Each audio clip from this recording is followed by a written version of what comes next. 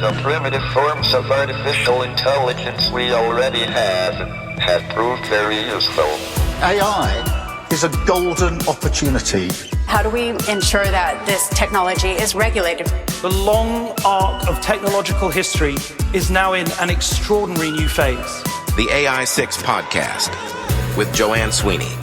Richard Corbridge, thank you so much for joining me on the AI 6 podcast. Thank you very much for having me. Good to see you. Well, listen, we're going to talk about AI, but you've been around the CIO houses for many years, both in Ireland and in the UK, and you've won CIO of the Year many times. But first of all, we go way back, but introduce yourself to the listeners and to the viewers. Will do. So, hi everybody, Richard Corbridge. I'm the CIO of a company in the UK and Europe called Segro, which is a company that looks after light industry buildings, logistics buildings across the whole of UK and Europe. But prior to that, Director General of Digital for the Department of Work and Pensions, the UK's biggest civil department. And prior to that, at Boots and Healthcare, including the HSE in Ireland. That's right. And that's where we met. And I was CIO for a day. But you know what? You were always innovating and always felt that you were ahead of the curve. How has the role of a CIO changed in now where we are in the age of AI? I think it's just continued to evolve. And we were talking to a bunch of CIOs last week, actually, about how where we are now in 2025 is probably the most exciting I've known it for at least 10 years, from the point of view of the art of the possible, but also from that evolution of the role itself. So our ability as CIOs, as digital leaders in almost any organization, we've become so much more intrinsic to the future, the transformation, the capability of organizations. And I think we're getting that empowerment, that seat at the table, that trust from our organizations so much more than we've ever had before, because I think it's down to the consumerization of what AI means. When my mum knows what AI is, when my kids are talking to me about AI, at that point, I really do realize that what we're doing it's here to stay. It's not a new idea. It's becoming part of everybody's way of working. And so you mentioned there that, potentially IT teams and CIOs will have more input, leverage, maybe impact or direction where we are now. But whose responsibility ultimately in an organization is AI? That's a good question. I would say, please don't go and recruit a chief AI officer right now. I think that flag bearer moment will not be successful. I think if we end up creating a silo for AI to exist in its own right, then that won't be the right place for it to be. As a CIO and one that loves the idea of what we're doing, I obviously will say that I want responsibility of it. I think where organizations have got mature digital transformation capability, it would be better that it was hosted there, because it needs to be problem-led, business-led, not shiny thing-led. And I think we're seeing that a little bit in UK government at the moment, is how many AI things can I have and where's my AI strategy, rather than what can AI help solve the problems of. And I think we've got to get closer to what are the wicked problems that have always been there, and can this new tech that is easier to understand, has a natural language capability, help fix it, and then wrap the right governance around it. Because as exciting and easy consumable to use and get at as AI is, the risks I think that come with it are not insignificant as well. And what are some of those risks that you're thinking about in your organization? We want to empower people to have a go. We want to empower people to be that innovator because they've seen something they want to do themselves. We've got to be super careful with where the data is leaking to. We've got to know and understand that if we're empowering a machine to make decisions, or at least strong reference points in natural language, and therefore they become more trustworthy, how do we give it the oversight that we would if we were asking an expert the same thing? I know we've seen a lot of really, really amazing solutions that have been done and built somewhat hobbyist in our organization at the moment. We've now got a wrapper around that allows us to test to make sure they're robust enough for a corporate organization, not a really cool test and learn solution. But we can do that. We can do that as long as we know. I think the risk of, we had shadow IT, we're heading, I think, into a place where shadow AI is going to happen. And how do I protect my exec, my board from things that must not happen to a big corporate with data that, out in the wild would be dangerous, but also making the wrong decisions because we've not understood, we've not had explainable AI from the beginning. Something I have seen the UK government do really well is insist on this explainable AI framework. Everything must be explainable. You can't just plug a black box in and accept the answer that gets spat out the other end, which I think is really powerful. And so you mentioned that you were kind of experimenting, and of course, you've got to design by need and have that business case. Do you envisage that you will, create AI solutions in-house or kind of in-source them in? Because a lot of the technology is going to be open source also. So I think it's going to be problem by problem. What I would hope we don't do is start writing our own language models, etc., which just feels like wasteful from a sustainability point of view, from a timing point of view. There are so many amazing organizations to work with and partner without that. I think each time we need to go after a solution, we need to decide which way we want to go after it. I think there's something now about AI is another very useful, very big part of my toolbox of things I can deploy to try and create a more efficient, more productive, more accurate organization. And therefore, we apply the same logic we've been applying to all things, whether it's, RPA or cloud migration or data modernization. AI needs to be thought of in the same way. And so are there any use cases that you've come across, even in private or public sector, that kind of excite you, that just shows the opportunity and how it can advance sectors?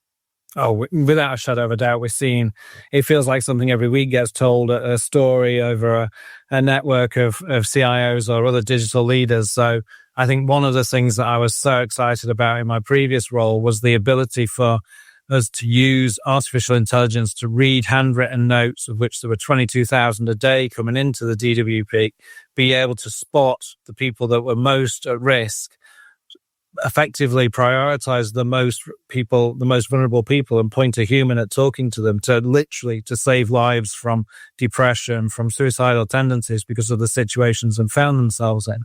In my organization now, the most exciting I'm seeing is around how do we use AI to offer an interface to complex documentation to allow any colleague to ask questions in a natural language way in their own geographic language and get answers more appropriate to them. So, my digital strategy being live across the whole of continental Europe and the UK, I can create a tool that allows an asset manager in Germany, whose first language naturally is German, to ask questions of what's in my digital strategy and get that back to them in ways that they can understand.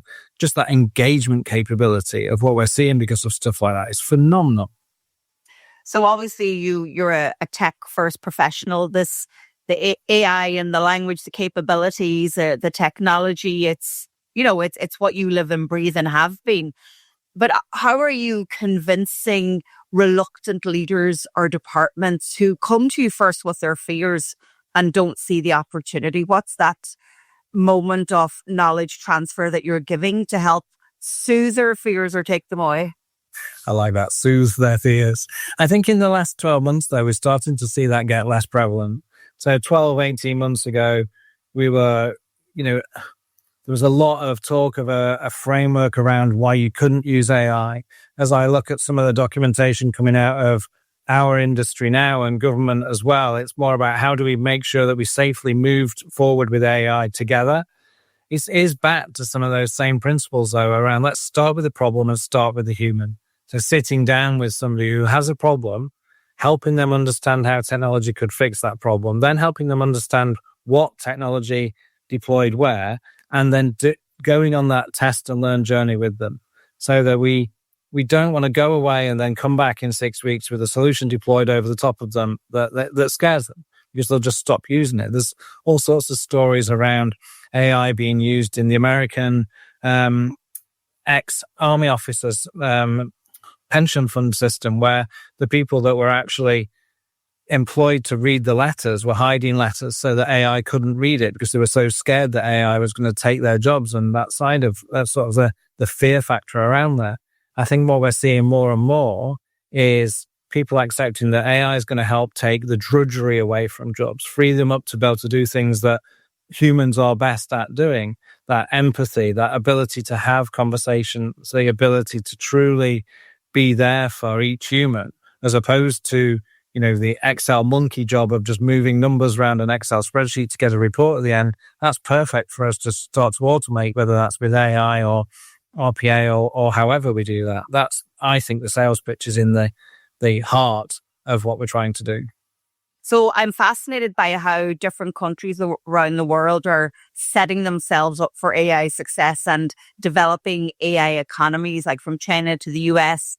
The UK, Sir Keir Starmer, wants to have their own equivalent of open AI. The EU wants digital services to be available across public sector by 2030, like exclusively. So there's some big ambitions being set out there, but part of me thinks they're a bit too ambitious when kind of the Joe Soap are just kind of getting used to the likes of ChatGPT being part of our normal day. It's going to change economies. Would you agree? Oh, yeah, definitely. I think we've got to get to the point where we understand the pace of change is never going to slow down now. This is something that even if you think back the 18 months, 24 months of ChatGPT, the tools now that everybody can put on a mobile phone and start to use, the way that, you know, my 16-year-old stepson is using it to do different things, to help him with studies, to help him be more capable at the work he's doing. I find it absolutely fascinating. The economy side of it is almost just going to be impacted regardless of the citizen doing the stuff they want to do. I think we've got to find a way, though, to, and maybe for the first time, really, find a way to be as transparent and sharing as we possibly can, so that there is a risk that we all individually go and build the same things and spend time, effort, money that doesn't exist in the system anymore, duplicating that effort. When in fact, if you've solved a problem, there's a high chance that there's somebody else is looking to solve that problem. How do we get a lot less selfish than we've ever been before in the way we deploy technology? I'm not suggesting we open up and remove the competitive nature of organizations that are in competition with each other. But wherever possible, whether it's government or private sector, things that we've done that are shareable, we should try and find ways to do that. Whether that's safety networks for the use of AI, strategies for engagement in AI. I think there's something really powerful about us trying much harder than we've ever tried before to become a more sharing sector, really, from a digital point of view. So let's talk about agentic AI and, those autonomous multimodals that can, it's almost like having 2 or 3 people working beside you and independently. Are you seeing that yet in your organization, or how fast do you think that's going to become mainstream also? So we're not seeing it yet in our organization in the same way as others are, I guess, but we are, the property sector, the industry I'm in is a little bit further behind in what it does around digitization and that transformation agenda. I do think we're in a place where using agents to do some of the laborious, repeatable tasks is something that we will definitely move down the road of.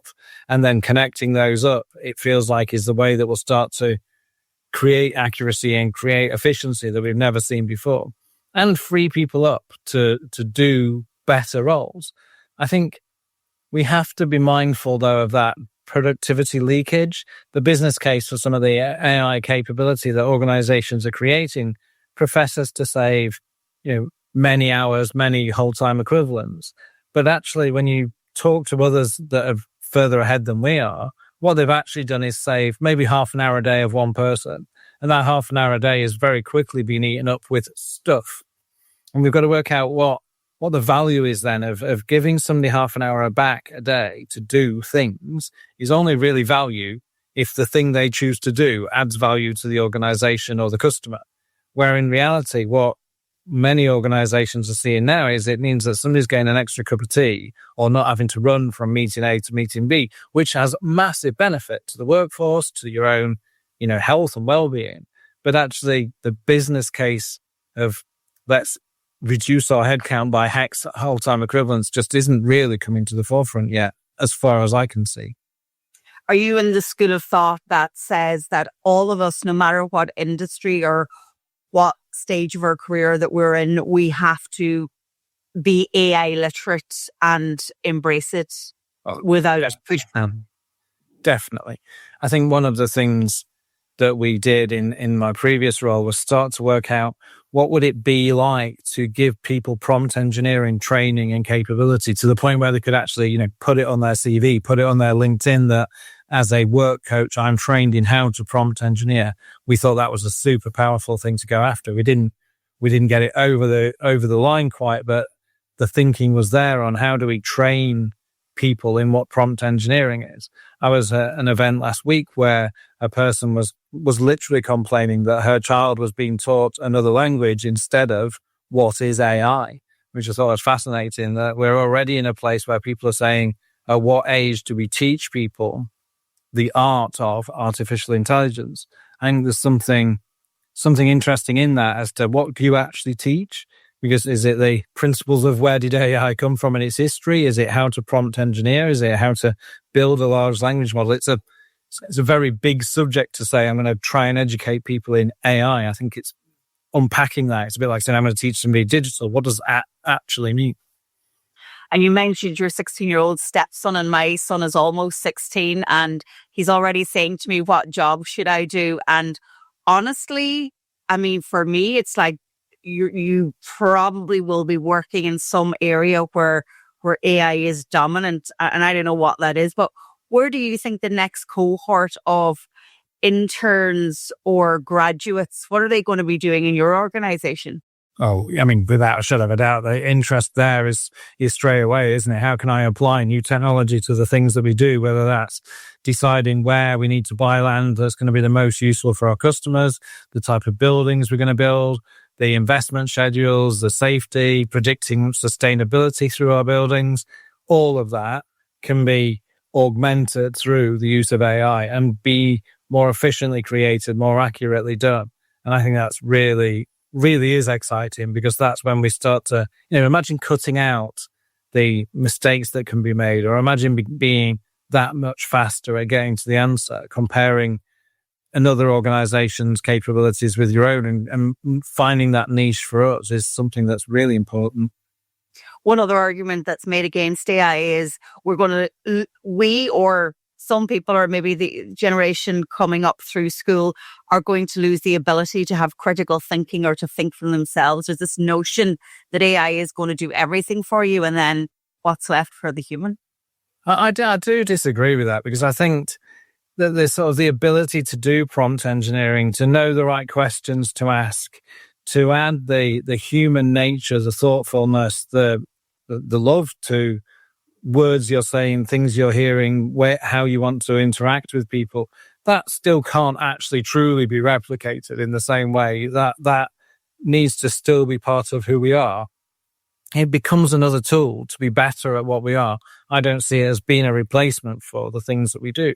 And getting the best answers from prompt engineering is something, it's something that's a real talent, isn't it? Somebody told me a story the other day about Copilot that they've been using in their organization. So you use Copilot, we summarize the meeting, we work out what the actions were. Loads of people are doing it. Makes sense, saves loads of time, and it's really cool. What if in a meeting you got Copilot to tell you which person in this virtual meeting is the person that's interacting the least? What are the things we could do to try and encourage that person to interact? How do we work out who's making more noise than perhaps everybody else and find a way to balance the conversation? I found that so powerful. Like, instead of just help me write the minutes, it was help me be even more conscious of diversity on a meeting to make sure that I'm appealing to everybody's input into the meeting. Really, really cool use case.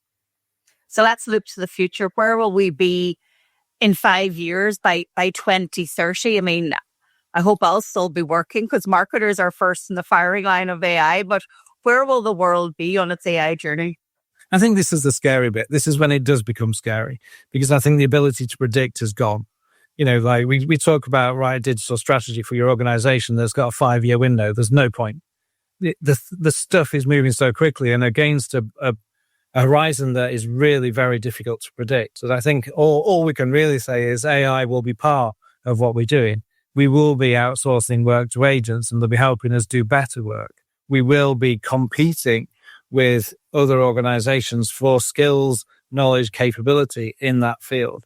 The kind of big, broad brush strokes for 5 years from now, because I don't think anybody dare really say anymore where and what happens next with this stuff. So you started off saying that it's the most exciting time to be living through in terms of being a CIO. How are you leading? How are you going to lead in the AI age? What's expected of you? I think that's a really good question, because I think the expectation at the minute is to corral knowledge. It's to keep the enthusiasm there and find ways to keep us safe. So it's at one point I would have said a CIO's job was to be the most excited, to stand on the stage and get people to jump around and talk about the art of the possible.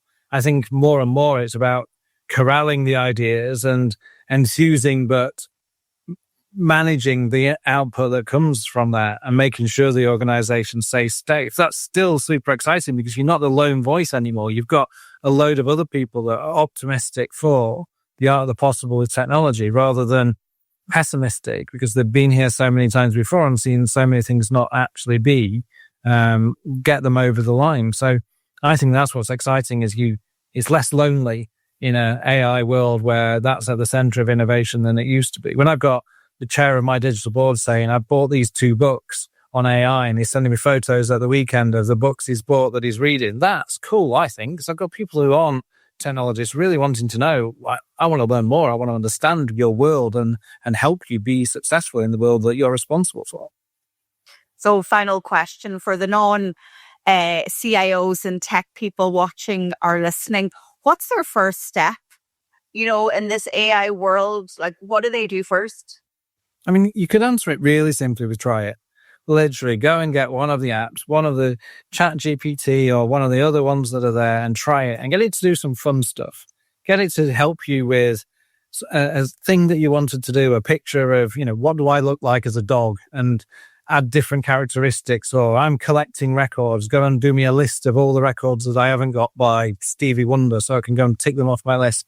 Get it to do some stuff that is fun, meaningful, and then start to dig around with how you enhance that, evolve that, change that, use that, and bring it into places safely that you can reuse some of that. I think that's been really exciting to get people to start to think about how they can use it in that sort of way.